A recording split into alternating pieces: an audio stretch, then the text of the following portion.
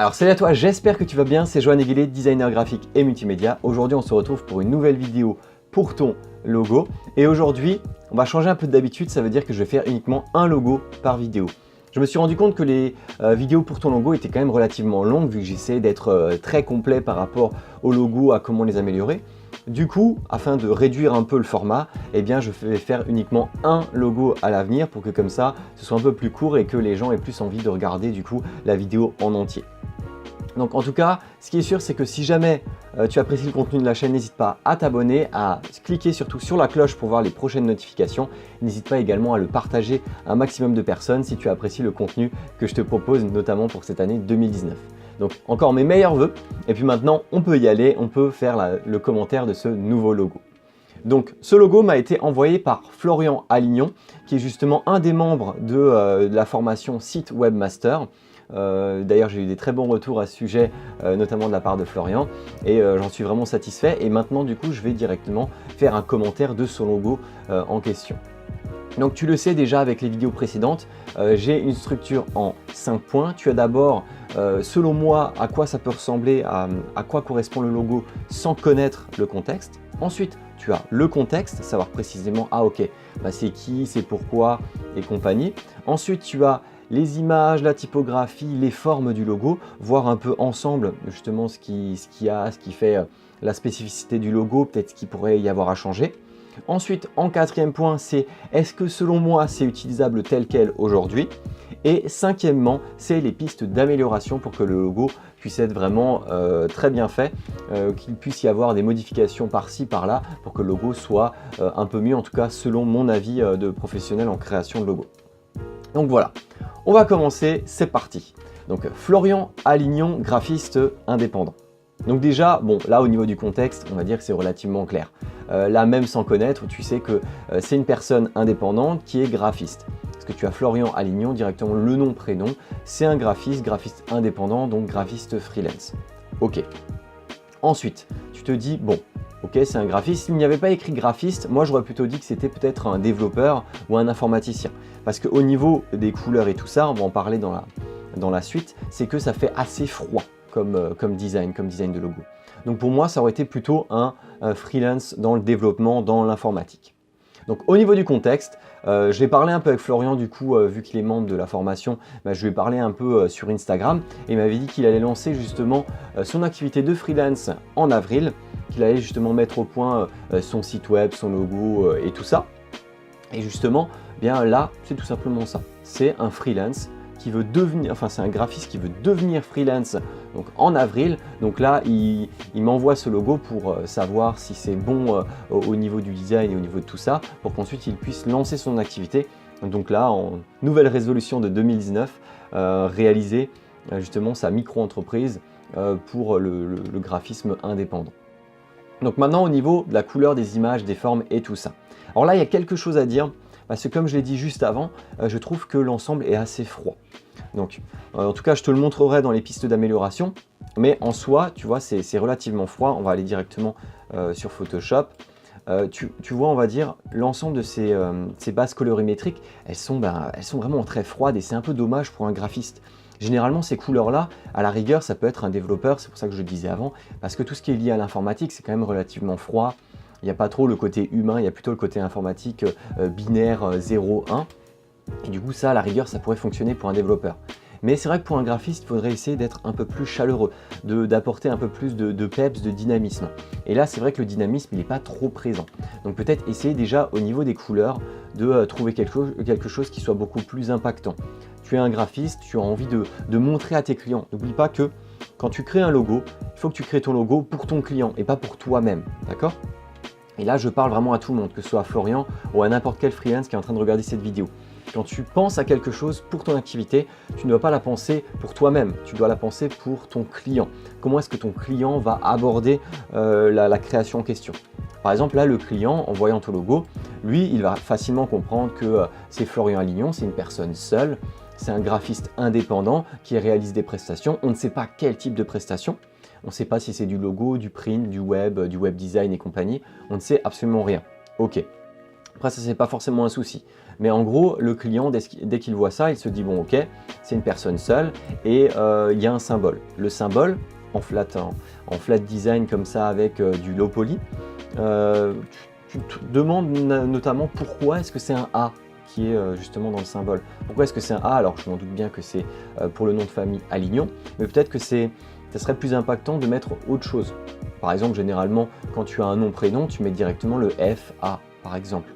Là, le A tout seul, en fait, c'est un peu dommage parce que tu utilises la majuscule, la première lettre de ton nom de famille, mais il n'y a pas vraiment d'intérêt ou bien de signification particulière, à part si c'est pour toi de manière personnelle. Donc voilà, en tout cas, à ce niveau-là, on va dire que ce n'est pas extrêmement mémorable, que ce soit à la fois pour le symbole et le logo en général. Ensuite, je t'avouerai que le logo, il est quand même relativement complexe. Tu vois, là, tu as un symbole, tu as un A, qui est déjà en low poly, avec des traits en low poly, tu as une ombre, tu as ensuite un rond, ce rond en plus tu as un quart de cercle bleu qui apparaît, tu as le logo avec la typographie OK light ici un peu plus bold, ensuite tu as encore un trait et ensuite tu as encore une autre typographie en dessous.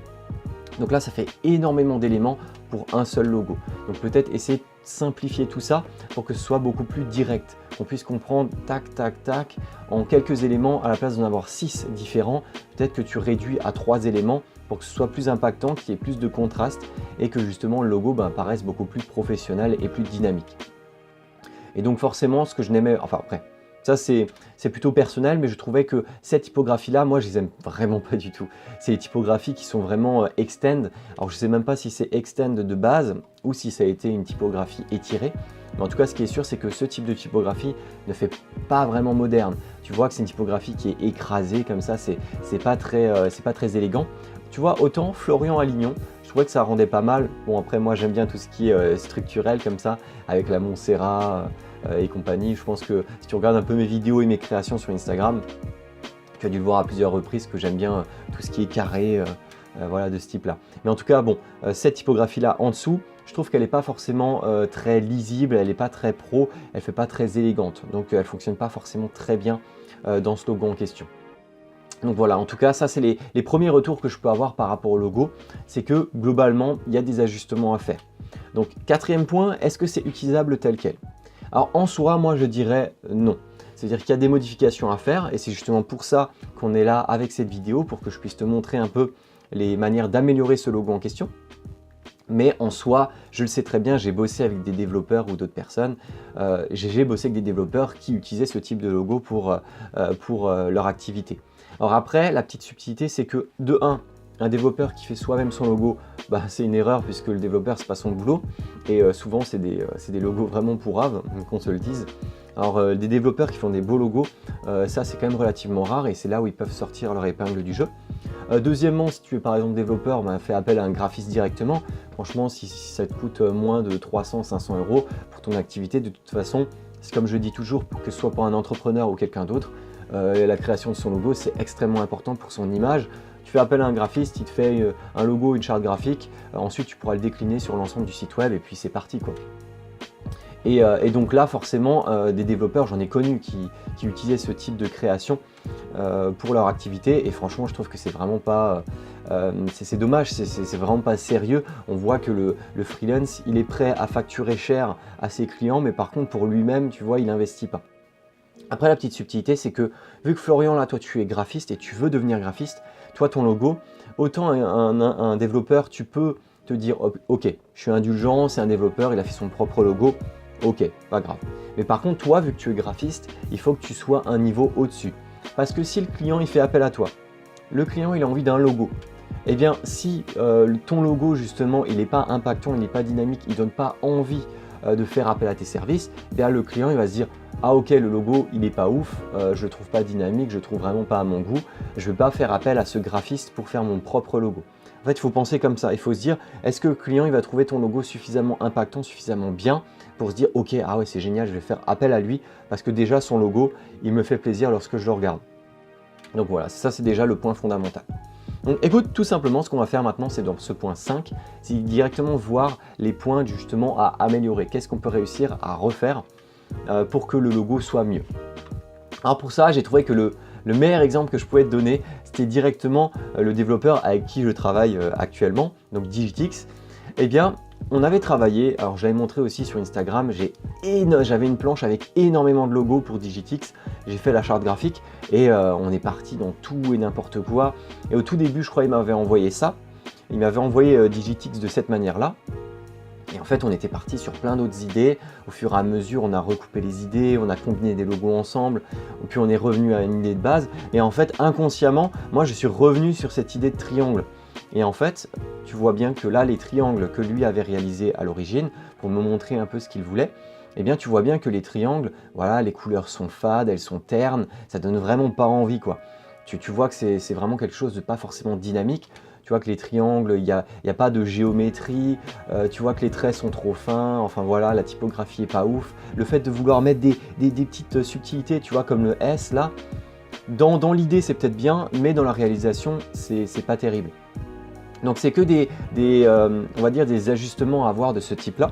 Et c'est pour ça que là, tu vois, dans la réalisation finale et le logo qui a été validé par le développeur, donc Digitix, votre partenaire digital, tu vois que là, déjà au niveau des couleurs, on est beaucoup plus peps, on est beaucoup plus dynamique, on est vraiment dans quelque chose de beaucoup plus moderne, puisque quand tu montres ça au client, bah, le client il va se dire « Ah ouais, c'est un développeur, c'est un informaticien, et il a une belle charte graphique ». Tu vois, pas comme les autres développeurs, les autres informaticiens qui ont des logos pas terribles. Non, lui, tu vois, il se démarque parce qu'il a un logo qui est déjà dynamique au niveau des couleurs, dynamique au niveau des formes. Et puis pareil, la typographie, elle est contemporaine. C'est une typographie vraiment, ok, carrée comme je les aime, mais tu rajoutes à chaque fois une petite touche comme ça qui va casser un peu la typographie. Et moi, par exemple, je les ai mis dans les i. Tu vois, mettre les triangles à la place des points des i, ça casse un peu la typographie et ça ramène du dynamisme, même dans la typographie elle-même. Donc tu vois un peu à quoi ça correspond là, Florian, donc par rapport à ton logo et toutes les personnes qui ont envie de faire un logo de graphiste. Ce qu'il faut savoir, c'est vraiment faire quelque chose avec des couleurs, des formes et des typographies qui soient modernes et dynamiques. Donc encore quelques autres exemples. Alors là, tu avais encore ton logo avec les couleurs, tu vois, tu peux les mettre un peu plus peps. Et bah voilà, je cherche low poly, logo low poly, et je me retrouve sur ce type de création sur Pinterest.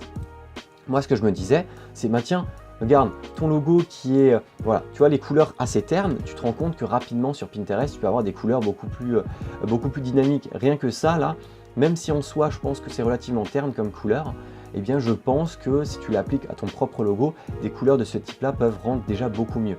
Tu as des couleurs de ce type-là. Ensuite, est-ce que tu veux rester sur du bleu ou pas? Ça, c'est à toi de voir, mais tu vois bien qu'en ayant du violet, du vert, en fonction de ce que tu vas faire, ça peut rendre directement très bien.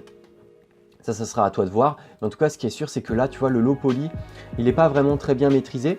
Et peut-être qu'il est trop régulier, je ne sais pas. À toi de voir. Mais en tout cas, ce qui est sûr, c'est que tu as la possibilité de faire vraiment beaucoup de choses.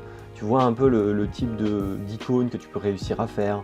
Les jeux comme ça au niveau du blanc, des points, des lignes qu'il peut y avoir entre les triangles. Il peut y avoir énormément de possibilités. Ou bien directement, peut-être que ton low poly, tu vas plutôt faire quelque chose qui va ressembler à ça. Je clique mais j'ai peut-être pas internet. Là tu vois par exemple peut-être que ça peut ressembler à ça, une sorte de low poly, mais au lieu de mettre plein de couleurs différentes, peut-être que tu en auras que 2-3 comme ça, 2-3 par exemple rouge, du bleu et la combinaison des deux couleurs une fois qu'elles se recoupent. Tu vois ça peut donner vraiment des résultats qui sont vraiment intéressants. Donc moi je te laisserai regarder déjà dans un premier temps, d'aller sur Pinterest, peut-être regarder un peu les couleurs, les ambiances colorimétriques que tu aimerais. Tu vois que cette ambiance colorimétrique, c'est pas la même par exemple que celle-ci, qui n'est pas la même que celle-ci qui est plutôt pastel. Essaye de voir déjà au niveau de l'univers colorimétrique vers où tu te situes plutôt. Est-ce que toi tu te situes plus vers ça, plus vers des dégradés comme ça. À toi de voir déjà au niveau des couleurs. Ensuite, à partir de ces couleurs-là, peut-être que tu as un univers, tu vas peut-être trouver des typographies qui seront un peu plus percutantes que celle-ci. Et pareil, tu essaies d'avancer comme ça au fur et à mesure et essayer de voir comment réussir à créer un logo qui a du sens et qui puisse vraiment plaire à tes clients et qui puisse se dire justement « Ah bah tiens, ce graphiste, je vais faire appel à lui parce que rien que son logo en lui-même, eh bien il est vraiment très bien réalisé ». Donc voilà, en tout cas, j'espère que cette vidéo pour ton logo t'a plu. J'espère que du coup, elle n'aura pas été trop longue. Peut-être qu'elle doit faire dans les 10 minutes. Donc j'espère que tout ça t'a plu. N'hésite pas à me faire des retours dans les commentaires, à t'abonner à la chaîne, à cliquer sur la petite cloche pour avoir les notifications et surtout n'hésite pas à partager la vidéo sur ton Facebook, sur les réseaux sociaux pour que justement d'autres personnes puissent accéder directement aux vidéos de Pour toi Freelance. Donc en tout cas, moi, Florian, je te remercie parce que forcément, tu es membre de la formation Site Webmaster, je te remercie et des retours que tu as pu avoir. Justement, il vient de lancer son activité de graphiste donc en avril, il va la lancer et donc forcément en ayant des formations sur la création de sites web, là en faisant une critique et commentaire de logo, c'est forcément extrêmement positif lorsque tu lances ton activité de freelance. C'est bien d'avoir des retours par-ci par-là, d'avoir des formations et de pouvoir te lancer voilà tranquillement en ayant des regards de professionnels. Donc voilà, en tout cas, moi, je vous remercie à tous d'avoir suivi cette vidéo. Je vous dis à très vite pour des prochaines vidéos pour toi, le freelance et pour ton logo. Et puis voilà, passe encore une très bonne année. Mes meilleurs vœux encore une dernière fois. Et puis je te dis à très bientôt. Allez, ciao!